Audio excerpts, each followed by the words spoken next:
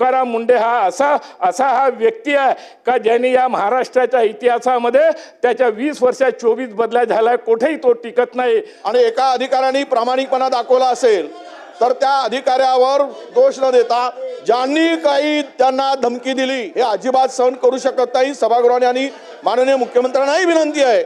आणि लक्षवेधी टाकणाऱ्या माननीय कृष्णा खोपडेंना जर गेटवर किंवा मोबाईलवर धमक्या येणार असतील, दोन भाग आहेत। पहिला भाग म्हणजे त्यांना आलेली धमकी। महानगरपालिकेचे आमचे माजी निगम आयुक्त तुकाराम मुंडे हे 2020 मध्ये महानगरपालिकेमध्ये आले। ते 7 महिने राहिले। त्यांचा इतिहास असा आहे का त्यांच्या 20 वर्षामध्ये त्यांच्या 24 बदल्या झाल्या आणि त्यांनी 7 महिन्यामध्ये जे काही गुल महानगरपालिकेमध्ये खिलवलं, स्मार्ट सिटीचे अधिकार नसताना त्यांनी अधिकार वापरले, कसल्याही प्रकारची त्यांनी मान्यता घेतली नाही आणि पर्टिक्युलरली कॉन्ट्रॅक्टरले अधिकार नसताना 20 कोटी रुपयाचे चेक इश्यू केले। त्यावेळेचे आमचे महापौर संदीप जोशी आणि सत्ता पक्षाचे नेते संदीप जाधव यांनी पुराव्यासहित सदर पोलीस स्टेशनमध्ये FIR दाखल केला। स्मार्ट सिटीचे जे 2 महिला अधिकारी होते त्यांनी त्या फाईलवर सही केली नाही आणि म्हणून तुकाराम मुंडे यांनी त्यांनी आपल्या चेंबरमध्ये बोलवलं, त्या महिलेला टॉर्चर केलं, शिवीगाळी केल्या आणि महाराष्ट्राच्या इतिहासामध्ये ही पहिली घटना आहे सर का 2 महिला अधिकाऱ्यांनी एका IAS च्या विरोधामध्ये सदर पोलीस स्टेशनमध्ये FIR दाखल केला। आणि त्यावेळे दुर्भाग्य असं होतं का नागपूर शहराचे आणि महाराष्ट्राचे गृहमंत्री अनिल देशमुख होते, त्यांनी हे प्रकरण त्यावेळे दाबण्याचा प्रयत्न केला। मी आणि प्रवीण दटके यांनी लक्षवेधी लावण्या या ठिकाणी टाकलेली आहे। 1-2 दिवसामध्ये ते लागेल। काल मी विधानसभेमध्ये आलो असता तुकाराम मुंडेच्या इशाऱ्यावर माझ्या दोन्ही मोबाईलवर मला धमकी आली का तुम्ही तुकाराम मुंडेच्या विरुद्ध बोलू नका, नाहीतर याचे गंभीर परिणाम होईल, हे त्यांनी मला धमकी दिली। आणि मी कालच माननीय मुख्यमंत्री महोदय, माननीय अध्यक्ष विधानसभा आणि पोलीस कमिशनर साहेबाला भी तक्रार केली। त्याची FIR दाखल का IAS अधिकारी तुकाराम मुंडे त्यांचे समर्थक असतील, जे कोणी असतील ते अशा प्रकारची अगर आमदाराला धमकी देत असेल तर अध्यक्ष महोदय, माननीय मुख्यमंत्री महोदय याची गंभीर दखल घेण्याची आवश्यकता आहे।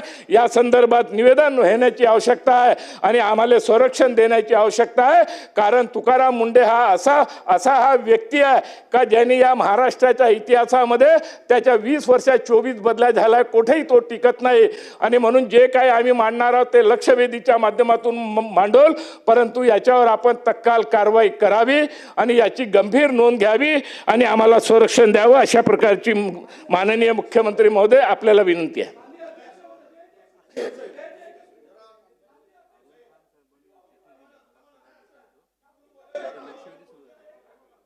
साहेब 2 मिनिट। अध्यक्ष महोदय, हा विषय जो सभागृहात आला, कुठल्याही आमदाराला अशा प्रकारची धमकी देणं लोकप्रतिनिधीला हे योग्य अजिबात नाही। हे आम्ही ते सहन पण करणार नाही। पण अध्यक्ष महोदय, यामागची पार्श्वभूमी जी मानली गेली बघा, ते प्रामाणिक आहेत की नाही, इमानदार आहेत की नाही, त्यावेळेस ते महानगरपालिकेमध्ये असताना त्यांची चौकशी केली गेली। त्यावेळेस त्यांच्या आयुक्तांनी त्यांना त्या संदर्भातली क्लीन चिट दिली, रेकॉर्डवर आहे। मी काही माझ्या मताने सांगतोय असं नाही, माननीय मुख्यमंत्री महोदयांना ते माहीत आहे। महिला आयोगाकडे तक्रार झाली होती, महिला आयोगाने सुद्धा ज्या महिलांनी तक्रार केली त्यांच्यावर दंड आकारला। बघून घ्या, केंद्रीय महिला आयोगाने, हे सगळं वस्तुस्थिती आहे। भ्रष्टाचार, अध्यक्ष महोदय, एक अधिकारी नियमाला धरून काम करत असेल आणि एका अधिकाऱ्याने प्रामाणिकपणा दाखवला असेल तर त्या अधिकाऱ्यावर दोष न देता ज्यांनी काही त्यांना धमकी दिली त्यामध्ये जर त्यांचा सहभाग असेल तर त्यावर कारवाई व्हावी। आम्ही कुठल्याही आमदार लोकप्रतिनिधीला धमकी देणं हे अजिबात सहन करू शकत नाही। सभागृहाने आणि माननीय मुख्यमंत्र्यांनाही विनंती आहे की अशा कुण्या प्रवृत्तीला आपण अजिबात थारा देऊ नका।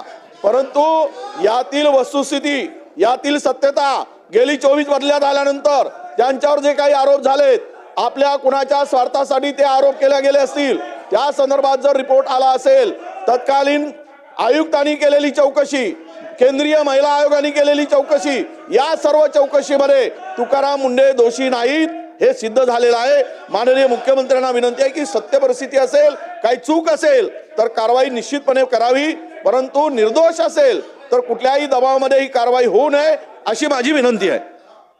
प्रवीण दटके माननीय अध्यक्ष महोदय, माननीय अध्यक्ष म्हणजे कृष्णाभाऊ, माननीय अध्यक्ष महोदय, फार ज्येष्ठ सदस्य आहेत मान्य विजूभाऊ. एक पत्र आलं, मी पत्राची तारीख वाचतो.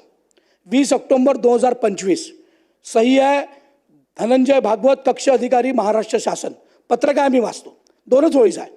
श्री तुकाराम मुंढे भाप्रसे तत्कालीन महानगरपालिका आयुक्त नागपूर यांच्या मुख्य कार्यकारी अधिकारी स्मार्ट सिटी नागपूर या पदावरील नियुक्तीस शासनाची कार्योत्तर मान्यता देण्यात येत आहे, त्याकरिता अनुषंगाने कारवाई करावी, एवढं पत्र आहे. माननीय विजूभाऊंनी जे म्हटलं आहे, जर ते झालं असतं, FIR अजूनही पेंडिंग आहे सदर पोलीस स्टेशनला. नंबर 1, 5 दिवसाच्या प्रेग्नेंट महिलेची सुट्टी रद्द केली. 5 दिवसाच्या, 5 महिने 5 दिवसाच्या प्रेग्नेंट महिलेची, माननीय अध्यक्ष महोदय, डिलिव्हरी झाले, डिलिव्हरी नंतर 5 दिवसाची हे होती, माफ करा, सुट्टी रद्द केली.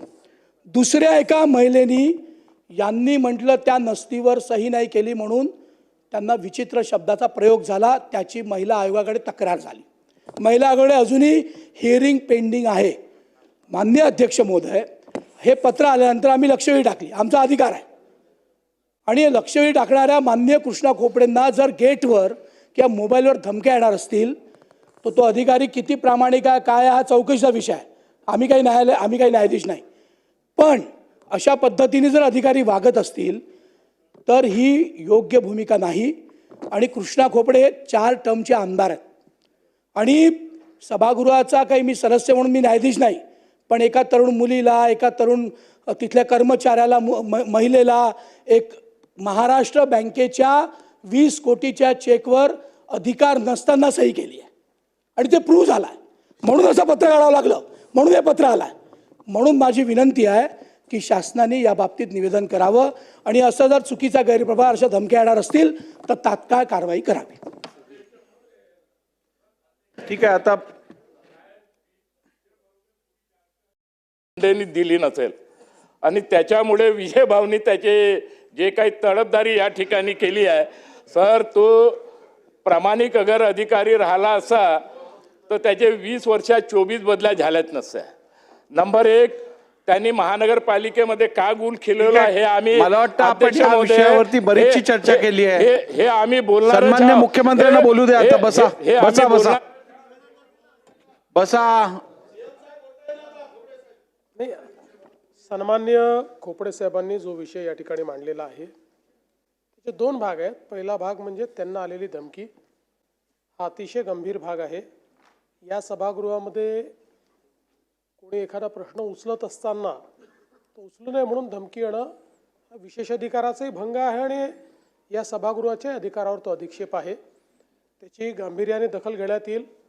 धमकी देणारे कोण, ते कोणाशी रिलेटेड आहेत, कोणाकरता काम करतायत, अशी सगळी चौकशी त्याची केली जाईल, त्याच्यावर कारवाई केली जाईल. दुसरा जो प्रश्न त्यांनी तुकाराम मुंढे आणि बाकी कारभाराच्या संदर्भात मांडला आहे, त्या संदर्भात सगळी माहिती घेऊन त्या संदर्भातलं वस्तुस्थिती दर्शक निवेदन या सभागृहामध्ये केलं जाईल. धन्यवाद. चला.